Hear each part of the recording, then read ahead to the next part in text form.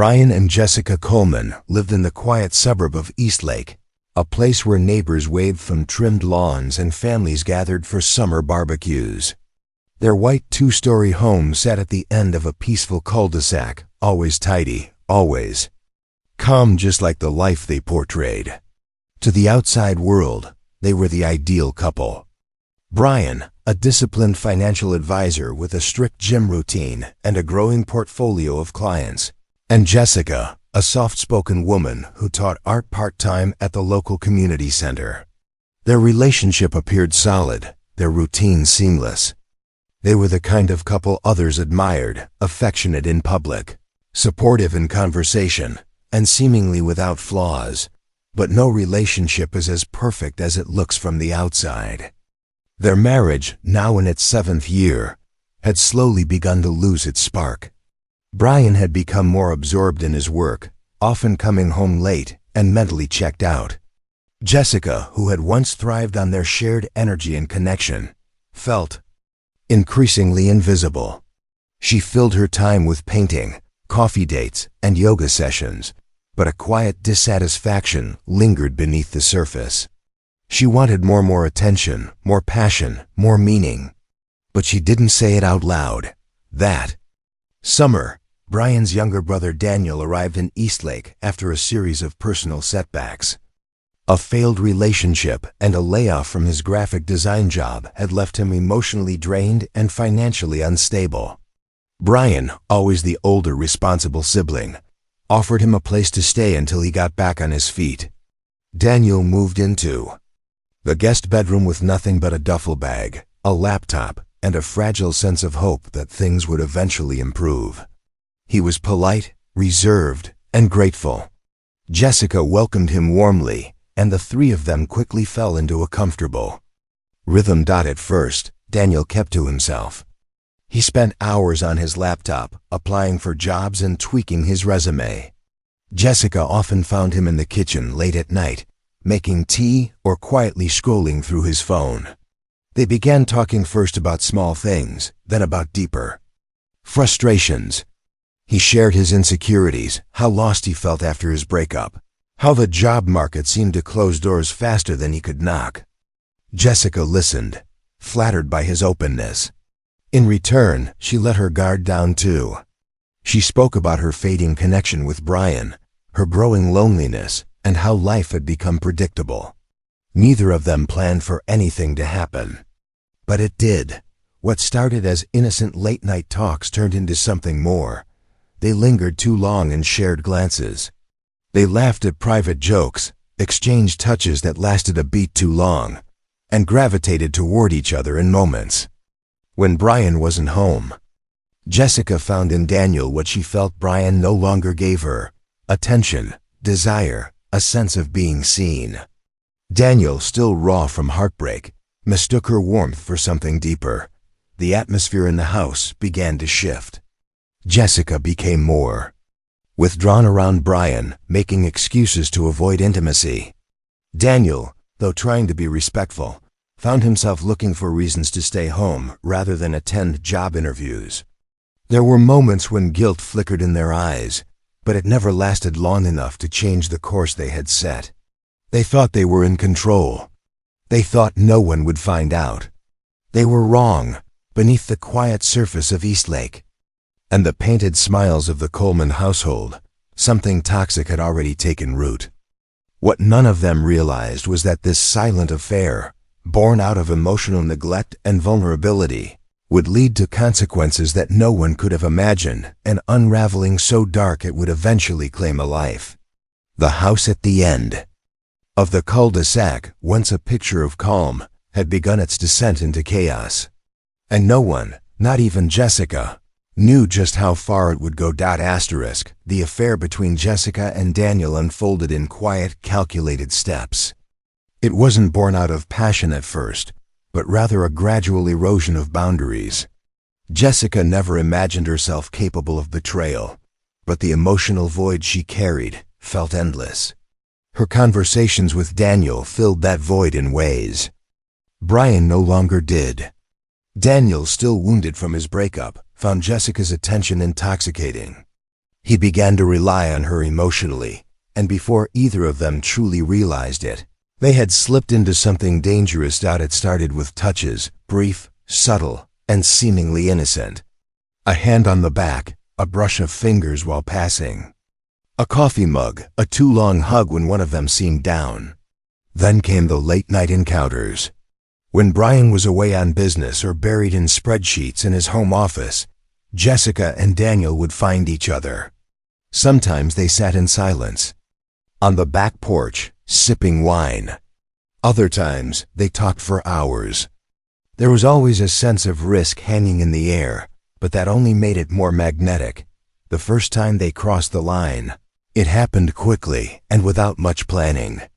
A rainy evening, dim lighting, and an emotional conversation turned into something physical. Afterwards, they didn't speak about it.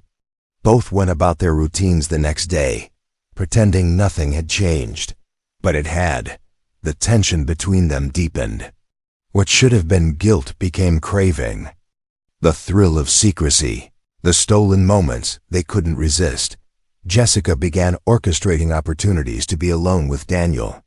She would schedule Brian's errands, suggest that Daniel stay behind, or invent harmless reasons for the two of them to spend time together.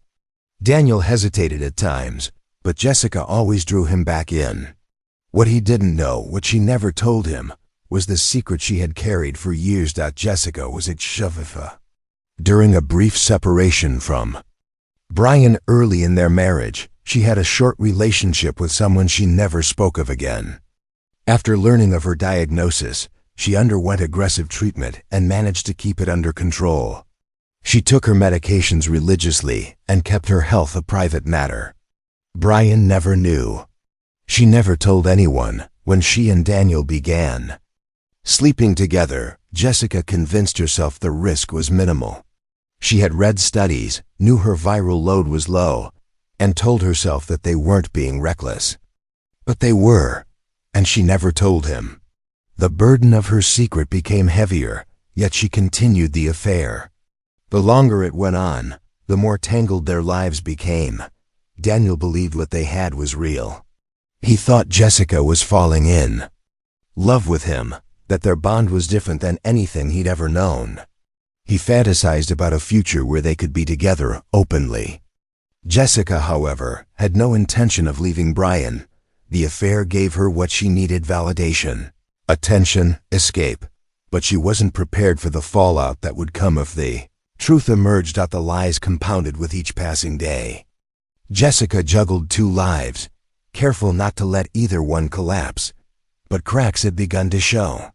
She was more irritable with Brian, distracted during conversations, and forgetful of things she once managed perfectly.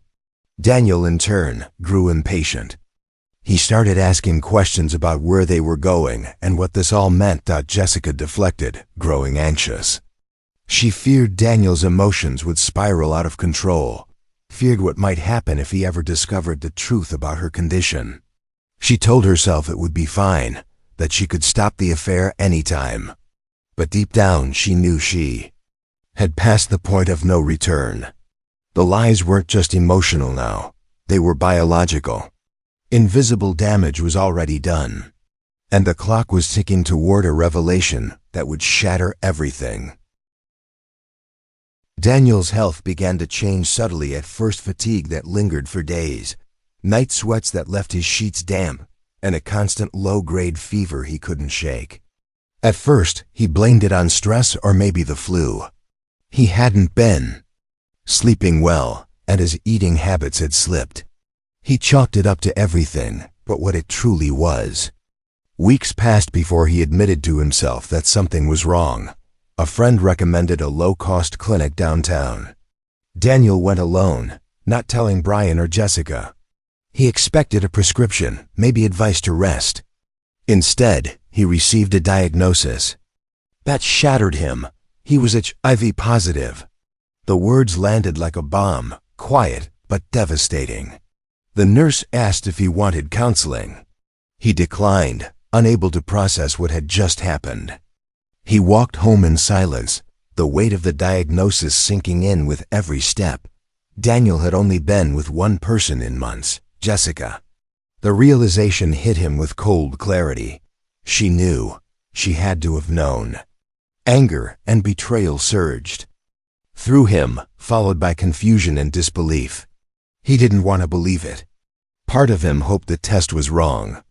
But denial gave way to truth as he reviewed everything in hindsight. The secrecy, the avoidance of deeper talks, her careful control over every moment they were together.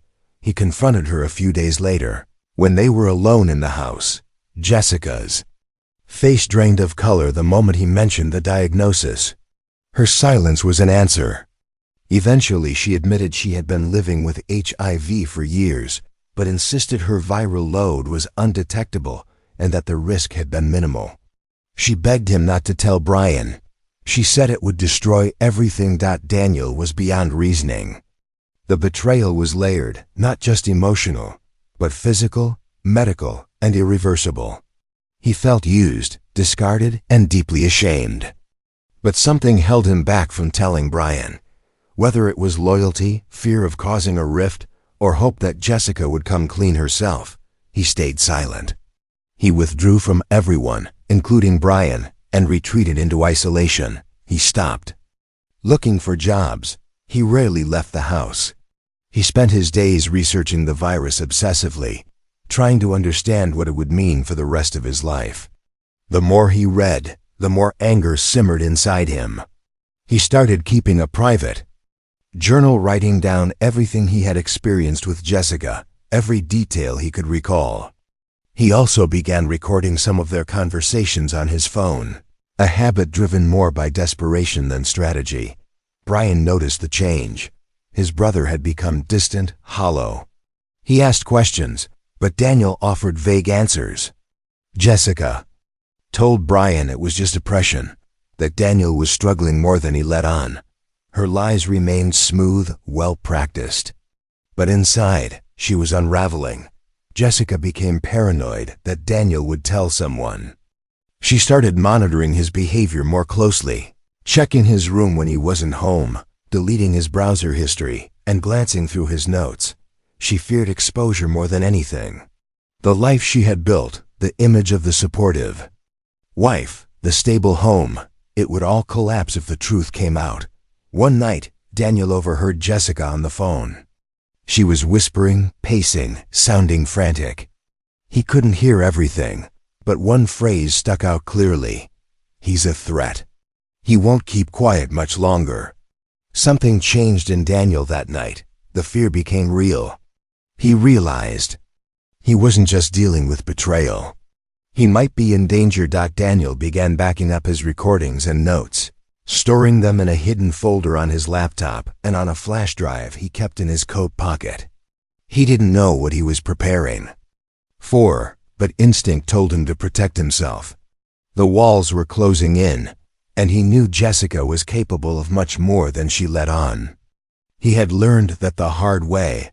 The pressure inside the Coleman household had reached a breaking point. Brian continued to sense that something was wrong, but he couldn't quite name it. His once close relationship with his brother had grown cold and distant, and Jessica's behavior had shifted in subtle but alarming ways. She was tense, distracted, and more controlling than ever. Her usual calm presence was replaced by a kind of nervous energy that made the air around her feel heavy. Daniel barely spoke anymore. He moved through the house like a ghost, avoiding eye contact, skipping meals, locking his door when he left the room. His silence was not just emotional withdrawal, but a form of self-preservation. He knew too much, and he had no idea how far Jessica would go to keep her secrets hidden. He'd started to suspect that she was watching him, possibly even going through his things. He began double-checking his laptop for tampering and hid the flash drive containing his recordings in a place he hoped she'd never think to look. Jessica had reached a point of quiet panic. She couldn't sleep without medication, and even then, her dreams were filled with paranoia. Every glance from Daniel felt like a threat. Every hushed phone call or locked door seemed like a step closer to exposure. She imagined headlines, courtrooms, her life being dissected by strangers. The fear consumed her. And in that fear, she made a decision that could not be undone. Brian returned home early from a business trip one evening and found Jessica in Daniel's room. She was standing by the desk, going through drawers. When she noticed him, she jumped and offered a flimsy excuse about looking for laundry.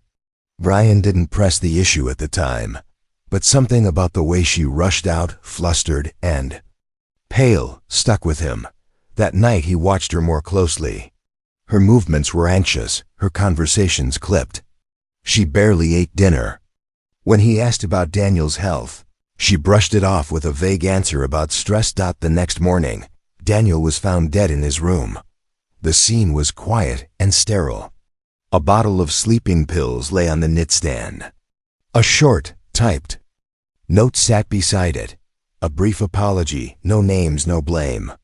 The initial police investigation was quick.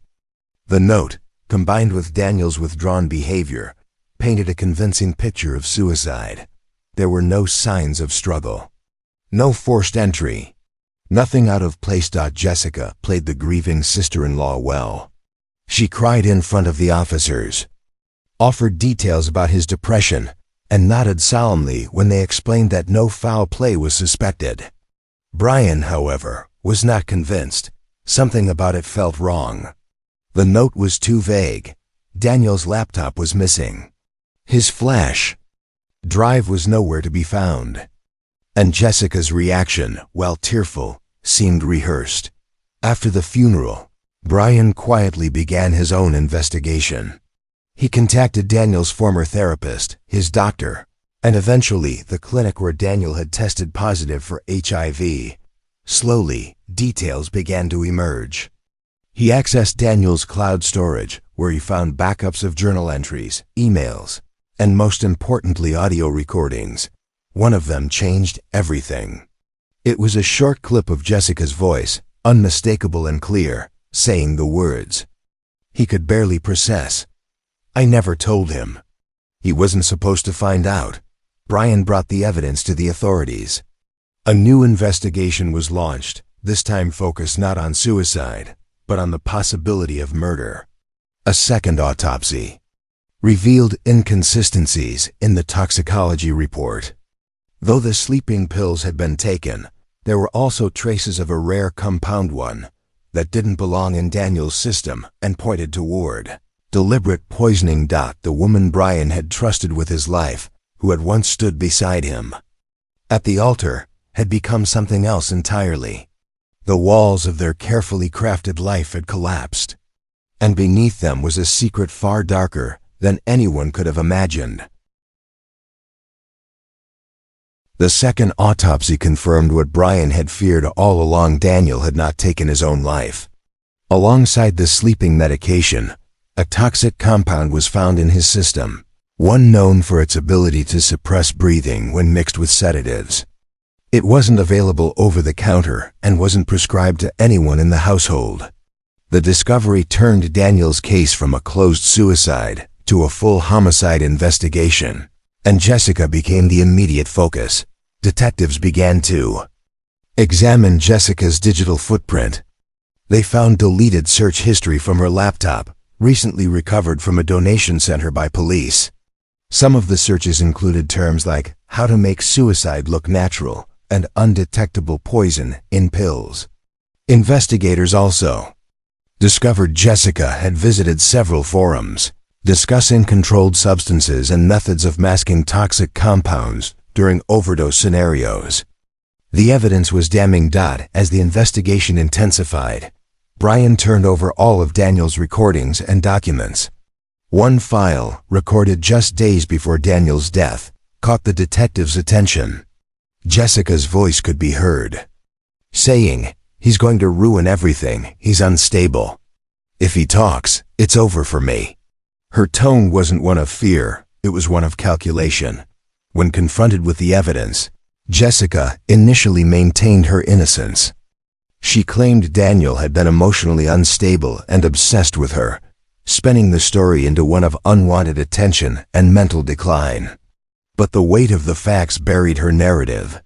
Forensic experts matched fingerprints to the pill bottle and confirmed her online research activity. Surveillance footage from a nearby pharmacy revealed her picking up a medication under a false name weeks before Daniel's death, the exact type found in his toxicology report. Jessica was arrested and charged with second-degree murder, intentional transmission of a communicable disease, and obstruction of justice. The community that had once admired her as a devoted wife and gentle teacher was stunned. Neighbors whispered behind closed doors. Parents pulled their children from her former art classes, and local news stations covered every update of the unfolding case. In court, the prosecution laid out the chilling timeline. A woman who knowingly withheld her HIV status, manipulated her husband's brother into a secret relationship, and when the risk of exposure became too high, plotted and executed a plan to silence him forever. The defense tried to argue emotional instability and fear of abandonment, but the evidence left little room for doubt. The trial lasted 3 weeks. Jessica showed little emotion as recordings were played and journal entries read aloud. Brian sat in the courtroom each day, a hollow expression on his face. He struggled to reconcile the woman on trial with the woman he once loved, the one he'd built a life with, shared dreams with, and believed in completely. When the guilty verdict was read, Jessica didn't flinch. She was sentenced to life in prison without the possibility of parole. The courtroom was silent except for the soft sobs of a few of Daniel's friends who had come to support his memory. Brian left the courthouse that day with no closure, only finality. He sold the house in Eastlake within a month, unable to bear the memories it held. The town eventually moved on, but the story remained a chilling reminder of the darkness that can hide behind polished smiles and perfectly manicured lives. Brian disappeared from public view, choosing solitude over speculation. He never spoke to Jessica again. The story made its way into newspapers, blogs, and documentaries. People were shocked not just by the crime, but by how well Jessica had concealed it all. Behind the curtain of a perfect life had been secrets, manipulation, and finally murder. And in the end, the truth surfaced, but only after it had already destroyed a family beyond repair.